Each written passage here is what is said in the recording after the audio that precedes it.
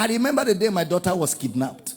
We are still trying to establish who kidnapped her and where she was. I was to preach that evening in Eket.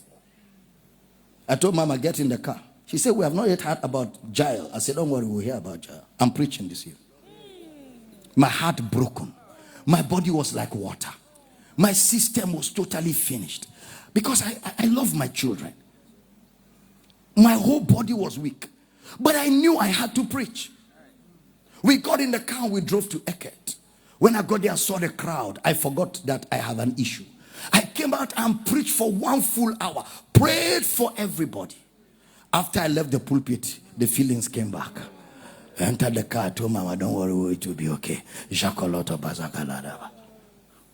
Because we're committed to this. We stay in ministry in and out of season. Eventually, she's released. She came back home and she's still there and ministry is still going on.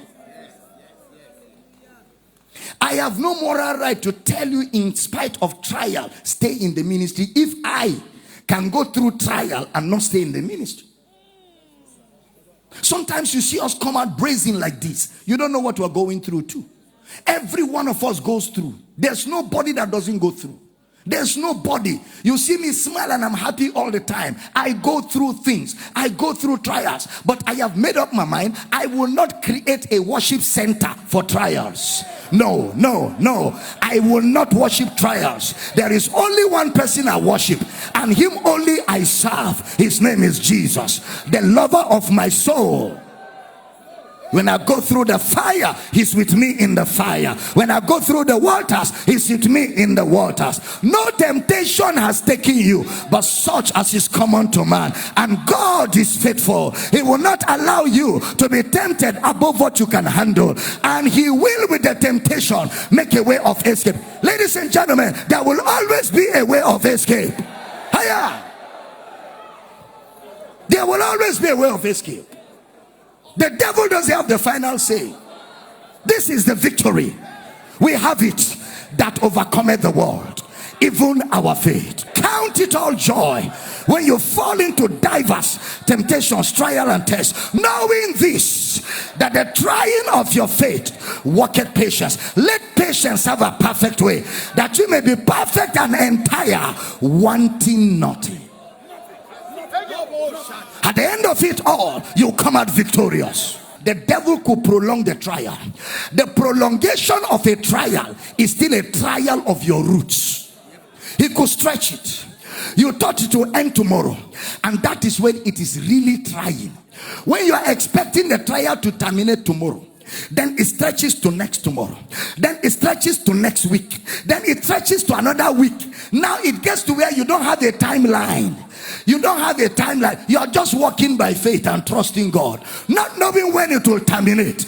That is when your stamina for prayer, that is when your resilience for prayer cruise will kick in at that time. Because at that time, what wins the battle is resilience, endurance, tenacity. Everything look like all hell broke loose. You are still in ministry. You are still in ministry. You are still preaching. You are still helping. You are still building the kingdom.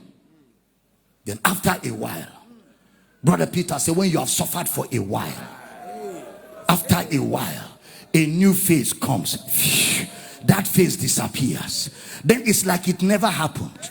Then it's like nothing really happened. I don't know if I'm talking to somebody here. And then a new phase opens up. You are refreshed. New things begin to happen. Because after Satan tempted Jesus 3 times, Jesus told him, it is written. Second time, it is written. Third time, it is written. Satan now left him for a season. And angels came to minister. At every time you overcome a phase of trial, there is a ministration to refresh your soul. Somebody shout, I hear you. Yeah. You are not alone. Never quit ministry for trial. Even if you are not in ministry, you will be tried.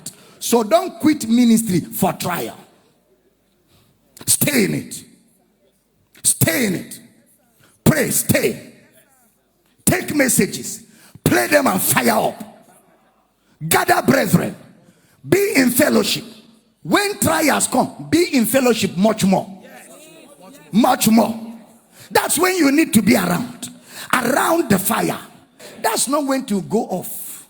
That's not when to take time off. It's not every time things are going to be okay. But we cannot surrender the passion and the vision to convenience. No. Except it's not the ministry of Christ.